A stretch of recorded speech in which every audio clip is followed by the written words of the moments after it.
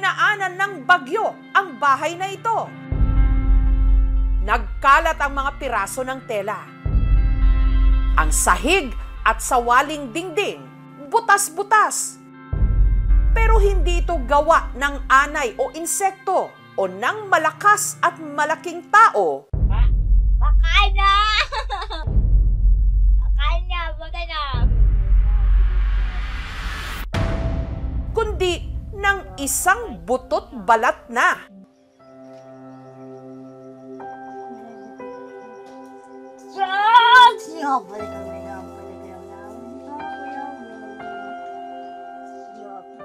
Siya ang 17 anyos na si Aurora. Hindi niya tunay na pangalan.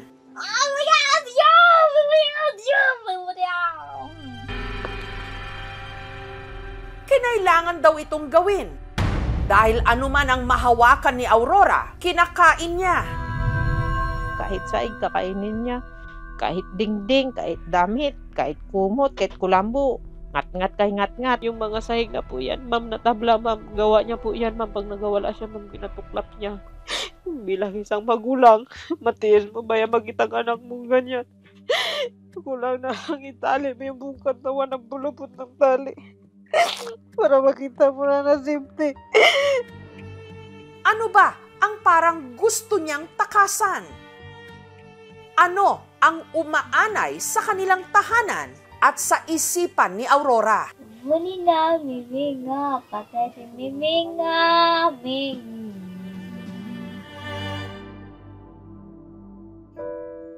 Ang dalaga, taga Rojas sa Palawan.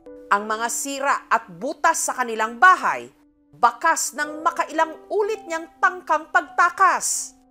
Yung wala pa po siyang tali, ito po binali niya rin. Sinubukan niya rin pong lumusit dito, tayo nakita rin po siya ni mama. Ito po, nginat-ngat niya rin po, pati nga po ito yung pako eh. Buti na lang nga po, hindi naputol. Punit-punit ang mga kumot at tuwalya. Dahil mayat maya raw niyang nginangat-ngat. Kaya labag man sa kanilang kalooban, nagdesisyon ang kanyang pamilya na itali na ang kanyang mga kamay at paa. Ito po kasi yung lobid po hinila niya po nakaraan bigla, kaya pagka nagkaroon po siya ng sugat.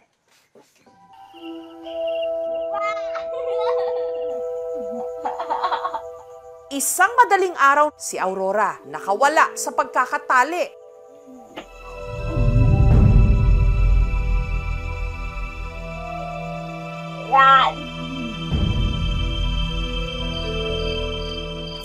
Ang sakong kanyang nadampot, kanyang nginat-ngat.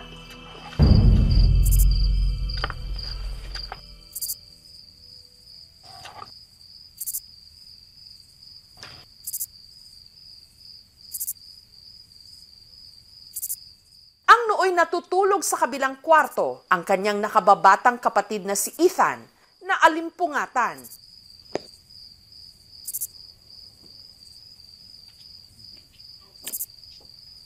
Regate.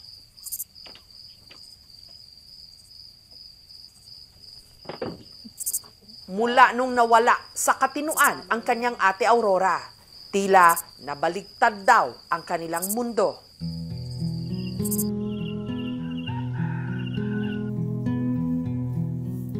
Nag-iinit po ng tubig para hindi po malamig kay ate bago mamaya po igib na naman po ako para po ipaligo po sa kanya.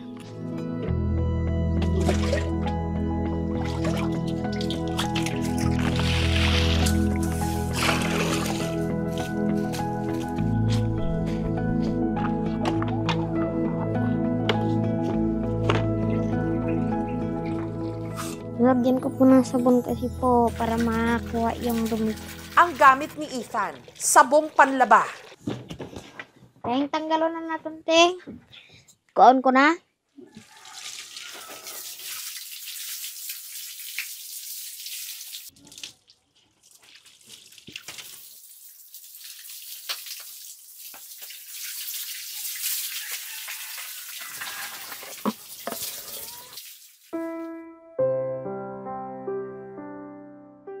Ayaw raw ni Aurora na sinusuotan siya ng damit, kaya madalas wala siyang saplot. Para hindi siya ginawin, pirmi siyang kinukumutan. Te, wag mo ito tanggalin, te, ah. Po. Ha? Wag mong tanggalin, ah. Para hindi kalamigan. Magluto lang muna ako ng ulam, ah. Magkain ikaw, ah. Opo. Okay.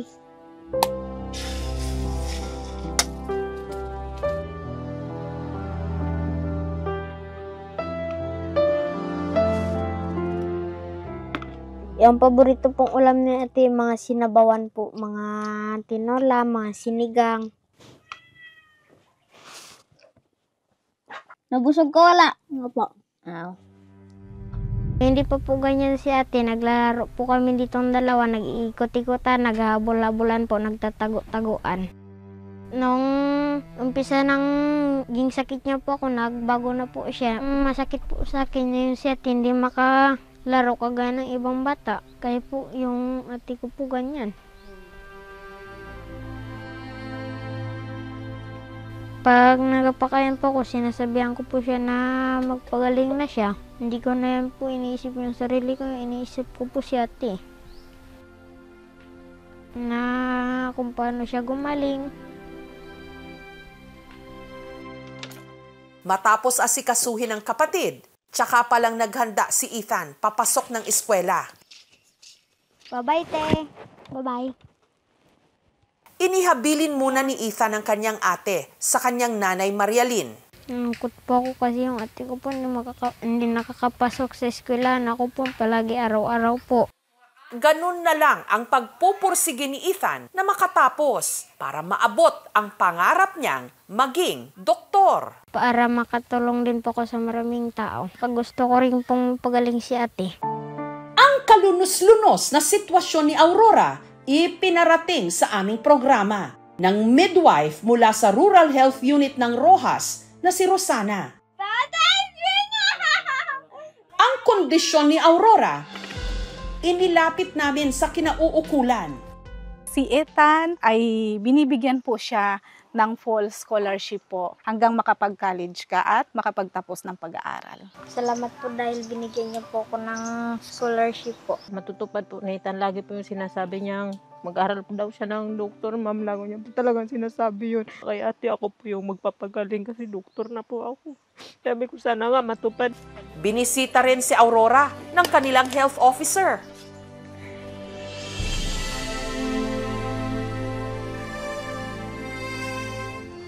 Butot balan naman siya.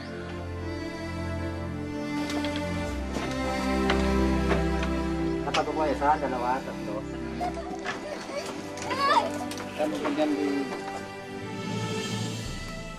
Ayon kay Doktora Lay Pareño, si Aurora malnourished. Ipapacheck up po natin siya sa pediatrician at matitingnan rin po siya sa mental health facility ng Ospital ng Palawan.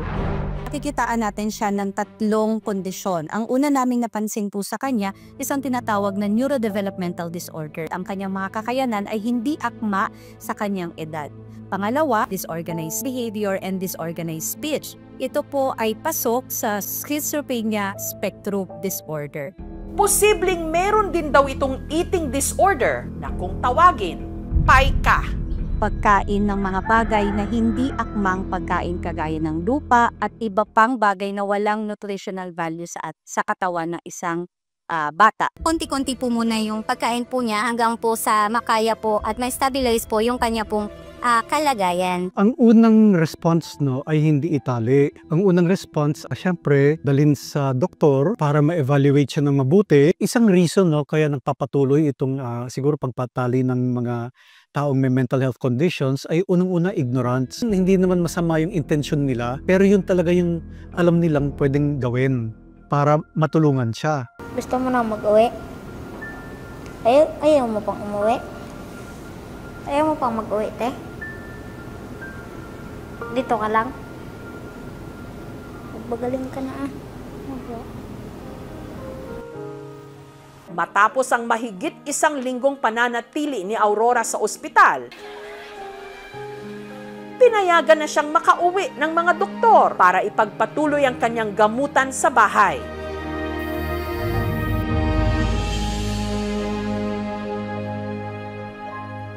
Daday! Sa pagkakatampok ng kwento ni Aurora dito sa KMJS, bumuhos sa kanila ang mga tulong.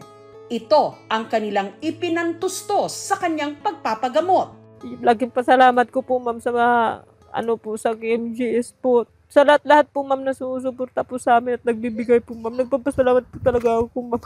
Sobra. Gayunman, may panibagong pagsubok ang kanilang pamilya. Ilang buwan kasi matapos na maere ang kwento ni Aurora, si Ethan habang nag-iigib ng tubig na aksidente. Nadulas po siya ma'am, tapos yung kamay niya po napalo sa bato. Kaya naputol po talaga ma'am yung buto. Dinala po namin siya kaagad sa hospital. Ang braso ni Ethan, kinailangang operahan at lagyan ng bakal. 400,000 po ma'am yung nagiging bill po namin ma'am sa hospital. Dahil dito, ang dumating sa kanilang mga donasyon na pampagamot sana ni Aurora, inilaan nila sa hindi inasahang gastos sa ospital ni Ethan. Sakit po sa dibdib na yung hindi po para sa akin ay napupunta sa akin. Kasi po para po sa ate kong PWD yung pera na yun nagagamit po sa akin. Maswerte na lang daw at may ilan pa ring donasyon na pumasok na ipinambibili nila ng mga gamot ni Aurora. Kaya makalipas lang ang ilang buwang tuloy-tuloy na paggamot, sumikat ang pag-asa. Sa pahintulot ng kanyang ina, handa na rin daw si Aurora na ipakita ang kanyang mukha.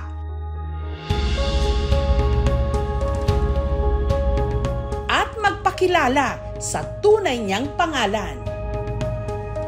Siya si Helen.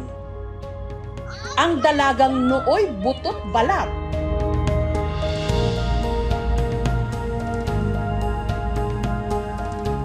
Nabusog sa pagmamahal.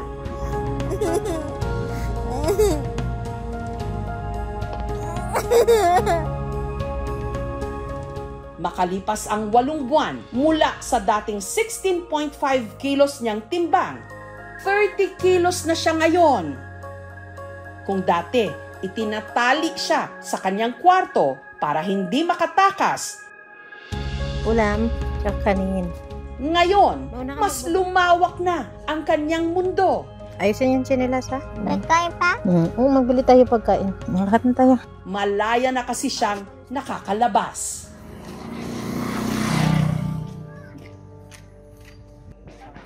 Ate Les, anong ulam? Pabili kami. Tuwing po lumalakad po ako na katulad po pupunta ng tindahan o mamalingke, nakakasama ko na po siya ma'am at nakikita ko po masaya po yung anak ko.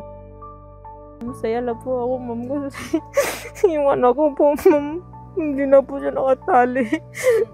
Saan po kami ma'am pupunta kasama po namin ma'am. Tapos nakikita ko po ma'am yung banding namin pamilya. Samantalang hindi po namin nagagawa. Kung dati, si Ethan ang nag-aalaga sa kanyang ate Helen,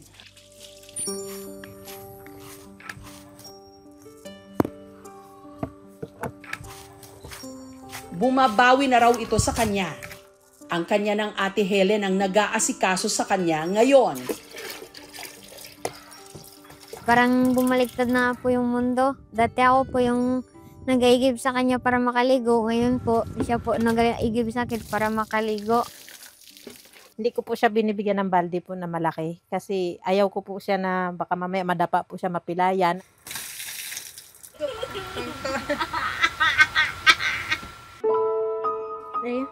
Ano ni? Kabayo? Ang madalas nilang gawing magkapatid, magbasa. Ilepante. Ikaw? Ilepante. Ikaw? Baboy.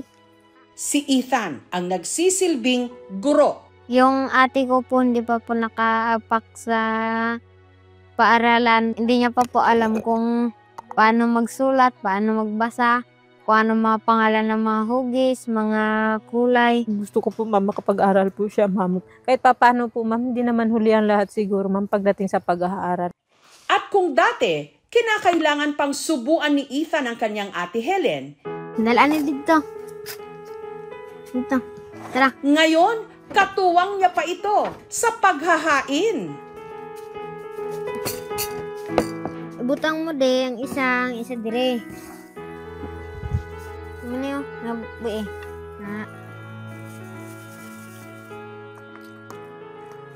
Gusto mo pa kanon? Kanon pa?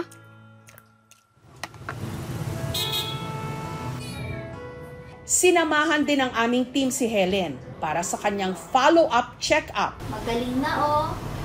Magaling oh. Parinig ko ha.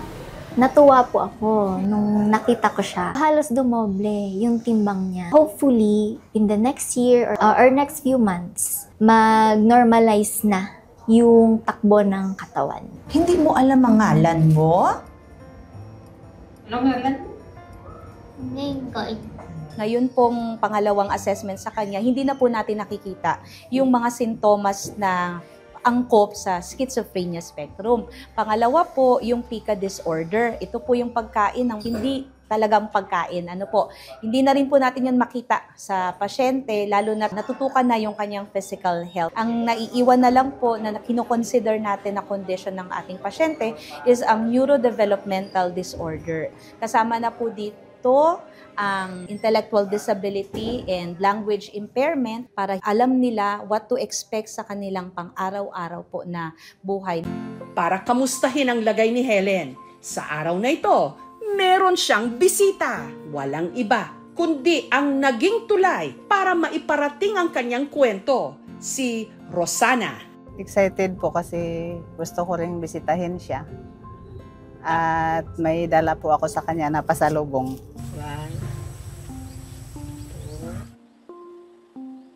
Hi! Sino yan? Kamusta? Ayan, punta mo. Dali. Sino Uy! Kamusta? Oh, malaki na siya. Mag-bless ka muna. Mag-bless mo na. Bless mo na. Tabang mo na Tatay! Gusto mo? Paborito mo yan, di ba? Na-miss na kita. Ha? Ngayon lang ako nakabalik ulit sa'yo. Kasi nagkasakit din ako. Wala na akong buhok. Nagkasakit si tita. Pagaling ka. Undergo po ako ng chemotherapy for 6 sessions. Kaya ito po, yung tubo niya ngayon, tumubo na rin yung buhok ko, awa ng Diyos. Kaya ngayon lang ako nakadala ulit kay Helen. Gusto ka po sana nga namin puntahan, ma'am. Marami akong pinagdaanan kasi, be. Laki na ng pinagbago mo, ha? Kung dahil sa inyo, hindi po gumaling ang anak ko, hindi po nakarating sa KMGS. Hindi po siya magiging ganito ulit. Salamat po po. Okay lang. Basta alagaan lang natin ng maayos si Helen. Talaga po nang lagi yung sinasabi sa akin. Hindi ko na po talaga siya ulit intatlan.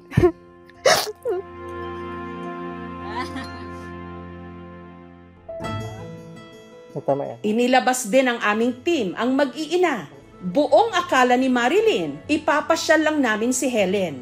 Ang hindi nila alam, dadalhin pala sila sa ASMES o sa Andres Soriano Memorial Elementary School, kung saan may nakaabang pang munting regalo para sa kanila. Surprise! May handog kami sa inyo, be. So may dala tayong bigas, may mga pagkain na alam ko gustong-gusto mo, di ba? O may tsinelas din, may diaper. Si Helen, opisyal na rin nilang in-enroll sa kanilang SPED o Special Education Program. Nagulat lang po talaga ako. Parang hindi ko pa makakalain na meron pala pong ganun mangyayari sa buhay namin. Po. Habang siya po ay nag-aaral na dito sa aming paaralan, i-recommend po namin siya na magkaroon ng assessment ng ating mga medical specialist para po sa mas maayos na intervention or ano pang recommendation ng ating medical specialist para po mapabilis ang pagkatuto ni Ellen Joy dito sa aming paaralan. Takot pa ako na kung tumanda po kami, tapos maiwan po siyang mag-isa.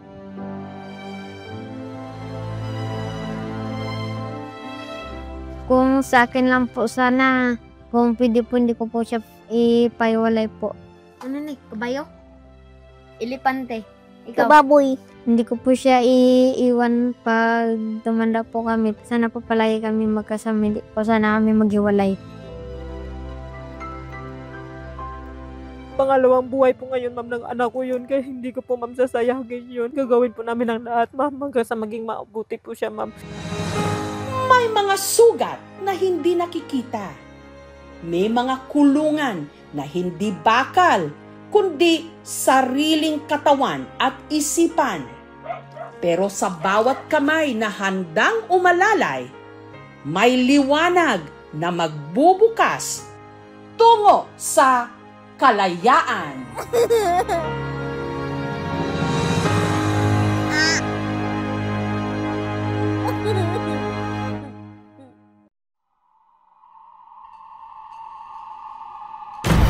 Pepe, pang ilan na ba yan? Patay ang kinakain. Buhay naman tayong lahat. Ba't ka pang kinakabahan?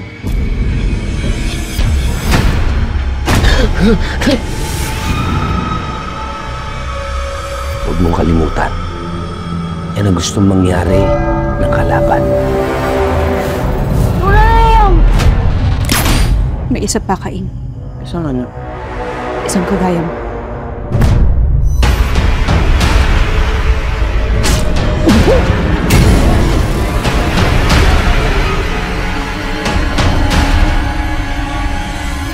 Kapag nagpapakita daw si Pochong, may mamamatay. In the name of our Lord Jesus Christ, stay away from the people of God! May nakita talaga ang verbal ang ngipin. Mata ng pusa tapos pakpak ng paniki. Puting tapos mahaba ng kupong. Let us pray!